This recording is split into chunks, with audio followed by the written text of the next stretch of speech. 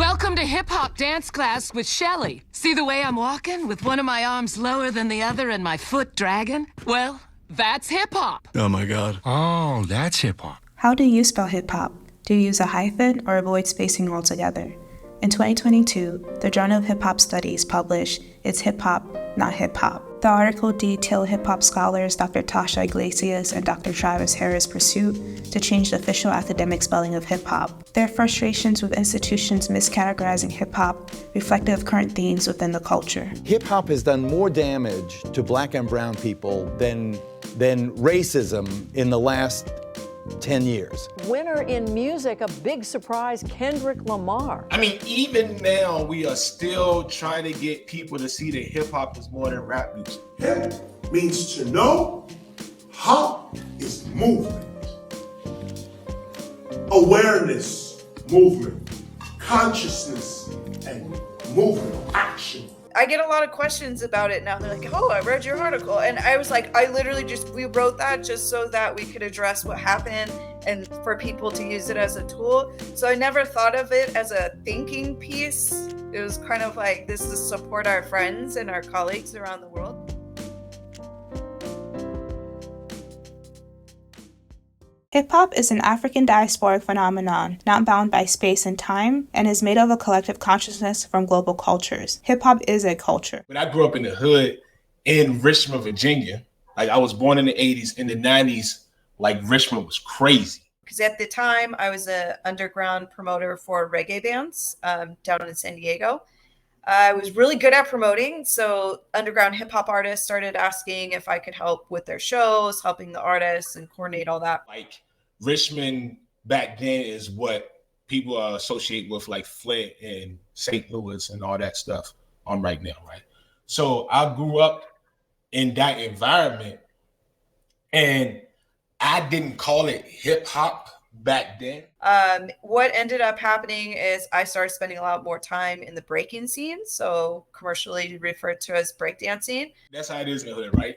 Everybody got a record, right? Everybody dance. I was involved with the culture. So that is a place where I feel I actually was introduced into hip hop. Not necessarily through rap music. I was connected to rap music. I grew up with it. I'm an 80s child.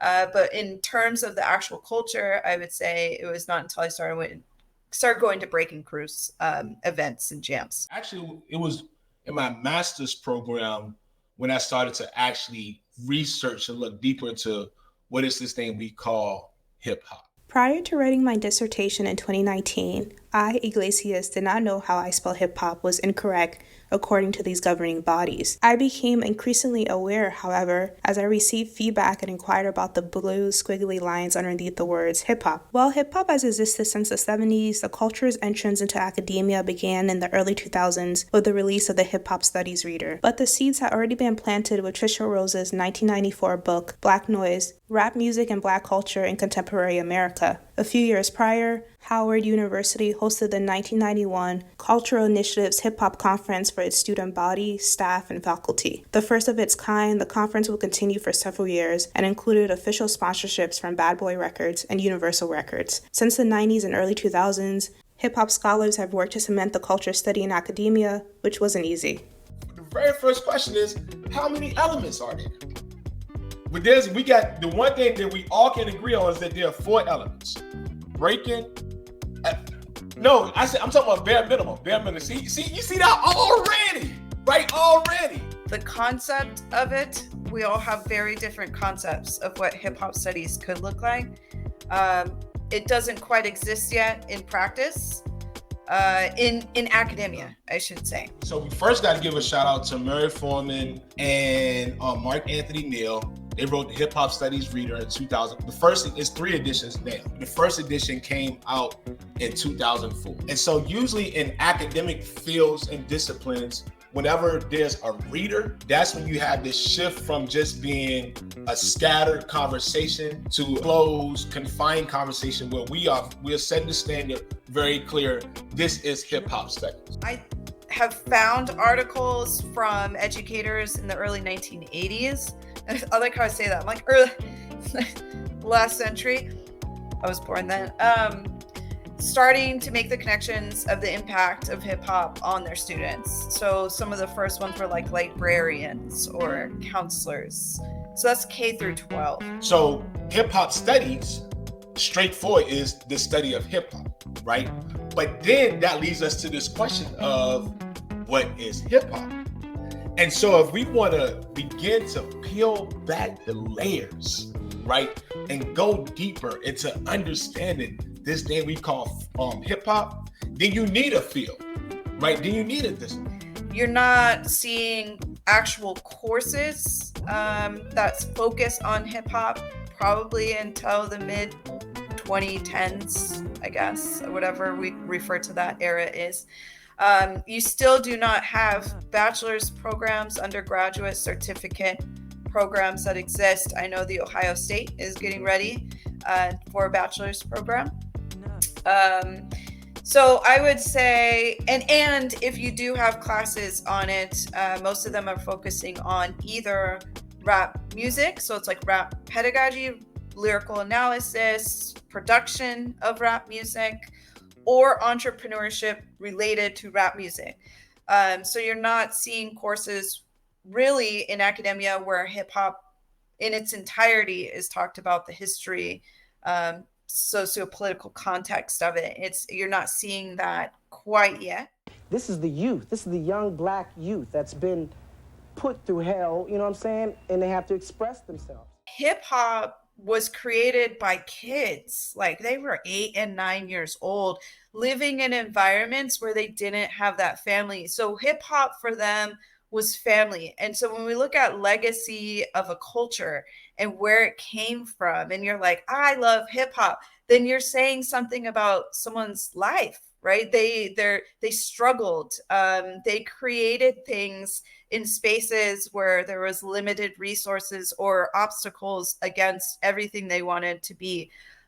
So I think paying respects to that, but also realizing rap music wasn't commercially popular until the late 1970s. And then it would become very, very popular, and mostly because it was speaking out on social issues that were occurring at the time and doing it unapologetically and not in a passive way, I should say. Perhaps there's no better example of this than budding SoundCloud rapper Lil Doodoo. Doody gang, doody gang, doody gang, doody gang. Wipe my butt with cocaine. Punk rockers were the first, and LGBT individuals, to open their doors to hip hop artists because they didn't want to let hip hop artists in any of these other spaces. So in New York, these were the people that were like, hey, we've experienced this. We realize what it's like for someone not to let you in their spaces, come into these spaces. The Clash, this is Radio Clash, first time hip hop's on a music video, and that's punk rock. So I think understanding that it's so much more than just one, and we don't even, a lot of times in hip hop, consider rap music. Some rap music is part of hip hop because it's a direct violation in some ways to hip hop's tenets, which is peace, love, unity, and having fun. But there's also this important part of rap music that's addressing and articulating what's happening to the youth in this time and what's important to them and what makes them fascinated with life or interested in life or what they're frustrated over. So there's an important part of that. There's an incredible, powerful impact. Rap music is very easy to carry around with you. So at the time, 1980s, you have a lot of hip hop artists joining the military. So it was very mobile, very easy. Also in the 1980s, radio stations have the ability to now transmit over several hundred miles. So you're able to share this music out. So it was very, very accessible. It was very ingrained in popular media. So that's why people have that introduction to hip hop. So for viewers like not versed in academia, what is the APA and Merriam-Webster dictionary, and why is it important, or why do they decide how we spell things? Nobody knows. No, But you've also used Twitter in a way to engage people in the discussion about what words really mean. Absolutely. And I think we're having a national conversation about language right now, and the dictionary plays a part in that conversation. This is all about like citation styles, right? In, I guess, academia, and Travis will talk about on the journal side of it, and I'm just talking about as like an educator. But basically, there's set standards so that you're kind of able to monitor academic rigor. You're able to easily identify as a reader that content. The purpose of these citation styles is to set academic standard and academic rigor, right? So to sum this all up, if you don't do it according to the proper citation style, then it's considered unrigorous, not rigorous, and not up to standard. So Travis, can you provide background on how you met Tasha, particularly your initial conversations around hip hop's like official like academic spelling? That's a real good. How did we meet Tasha? Let me credit Dr. Travis for a lot of that writing. He makes me sound very smart. But when I was going through this, I was writing my dissertation. So he and I were both graduate students around the same time. We're both going through this process of trying to write about our culture. And what I noticed is every time I was going in, I was either getting the spell check alerts, or I'm being told for APA editing and formatting that we have to use the hyphen. That was like 2017, 2018. Yeah, I don't know. I was dissertating. That whole time period was a blur. Crazy. Yeah. That was grad school is wild, sayou. Just to warn you, you're just gonna like float in the middle, in air. Just like, what am I doing? I guess I'm dissertating, I'm eating. I leaned on, obviously, working with pioneers from the early parts of the culture, seeing early articles, flyers, how people refer to the culture, and I'm not seeing a hyphen. So I was just, in that moment, kind of feeling a little bit frustrated that I was being told how to write my own culture. We only had, well, when I first got admitted, there was only one black male in my graduate program. And since then, I think I've been the only other black male. So, and also I have children. So I was the only black male with children. So I was super lonely. And then I do remember when I met Tasha, it was dope because I had another friend who was also doing research in hip hop and also a graduate student. It is used with a hyphen, and I don't think I get this all the time. Like, we're not telling you how to spell it or write it. And I think that's the whole point of the article. Like, just don't tell, I'm going to write it how I want to write it. And I think that's kind of important in this culture, is being authentic and unique, and doing it the way that makes sense to you. To be griot, you have to be born griot. Yeah, so this instrument is called kora. Is the instrument for the griot people. In the grand scheme of many issues confronting us, this was a relatively small victory, but our fight was purely hip-hop. We challenged institutions that sought to censor and oppress how we express ourselves in the culture. Every time hip-hop is properly spelled, every time hip-hop is published in academic texts, every time a student or professor acknowledges the spelling hip-hop and not hip-hop, these instances continually point to our ability to come together, make changes, and define who we are as hip-hop. We are hip-hop and can now officially spell it that way. Were there other individuals that helped to advise during this journey? And then Tasha, you can start. No. So just you guys doing this like solo? No advisors? It was, yeah. You can interject too. I'm like, now that I think about it. But as you figure out pretty quickly, like, we both are go-getters, right? Yeah. This is going to sound funny. I had no hopes. I just was intending for them to do what I wanted. And so, I had high hopes, because I'm like, we have primary sources. We have the actual flyers from the 70s and 80s of them spelling it hip hop, capital H with space, right? So there is no indication from those in the culture before, even definitely not in the 1980s. Nobody in the culture spelled it with a hyphen until maybe the 90s and maybe even in the 2000s. Again, Travis is the writer, so I will always give him credit for making, because I have a hard time at words. I'm like, put it into practice. I like to read, research, and like get in the field and get my boots on the ground. So like stopping to write is very difficult. So I will never go on any of these without kind of crediting him for putting all these conversations, all of these memories, all of these experiences into that piece. KRS-One is a hip-hop extremist. I'm not violent, violent extremist, no. I'm insane with this culture. But in that and this video that he has on YouTube called The 40 Years of Hip Hop, he breaks down the spellings, right?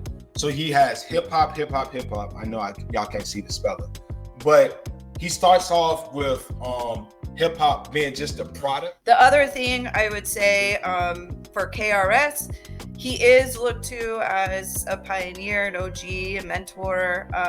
But again, with these different variations of hip hop, I can't find any sources, primary sources, of people that sat down and were like, yeah, this is how we're going to spell it, and this is what the decision is. And I can't find them. So it looks like it may have been KRS, maybe with his group, making this decision on behalf of the whole culture. What was known to most of the world, what most of the world interacts with hip hop, they interact with the product. Next, you have this culture, right? And of course, when we think about culture, culture has, again, a variety of definitions. But this is getting into, of course, the way people talk, the way people dress, the way people live, ideals, etc., right? And then he comes up with this third spelling where he brings the two words together. But in the early parts of the culture, they weren't really using hip hop at all on these flyers, like rap, attack, rap tours. So you weren't seeing it. Even double Dutch, like jump up ring, was considered an element. There's another article Tasha wrote where she said it's called I Speak Hip Hop, where there were people from different backgrounds and different languages who could not communicate in their own native tongue, but they could communicate through hip hop, right? So this collective consciousness, this notion of, and then I add in, we think about this energy, right? Because you think about somebody, even when we think about rappers, like there's something that's influencing their ability and skill to write and flow. When we think about DJs and breakers and graffitis, there's this unseen force that's acting on them that they tap into, right? That then is not just them in and of themselves, but the collective, right? So there is a level of, a level of faith, a level of unseen that we can't pinpoint specifically, but what we can see is how it manifests, right? When you hear boom, boom, boom, boom, boom, boom, that rhythm, that rock, that freestyle, all that comes from somewhere. And that's when you get to the deeper understanding of this thing called hip hop. It's just all kind of messy, the beginning parts of hip hop history. And we have little to point to. The people that were there aren't going to live forever. So there's this mad rush to kind of reconcile our history. And there's many voices that are dominant voices of the culture, and there was a lot of people that were there that had been silenced through force, through intimidation, due to all kinds of internal issues. So you got the lowercase h's, which is the product, hip hop, capital H's, the culture, and then hip hop together, the collective consciousness. And like I said, I'm working in spaces that are third world countries, war torn. And hip hop is what's keeping them motivated and able to survive in some spaces. And I'm going to cry now because I can't share all my stories right now. But I think I'm optimistic in that sense because I don't pay attention to how the media is talking about my culture. I'm talking about boots on the ground. So actual kids, organizations, artists. and that outnumbers media tenfold, but it's just not talked about. My name's Dr. Tasha Iglesias. I am faculty at Utah State University and a million other institutions, and also help run a nonprofit organization, Hip Hop Association of Advancement in Education, and co-chair the Global Conference on Hip Hop Education. I feel good, right? I feel, because I'm not thinking about mainstream pop 40 top hits rap music. I'm thinking about the culture. I'm thinking about the elements. Hey, what's up, y'all? What's up, y'all? I go by Hood Scholar. My government is Travis Harris. I'm Dr. Travis Hood Scholar Harris, and I am a visiting professor at Norfolk State University at HBCU in Virginia.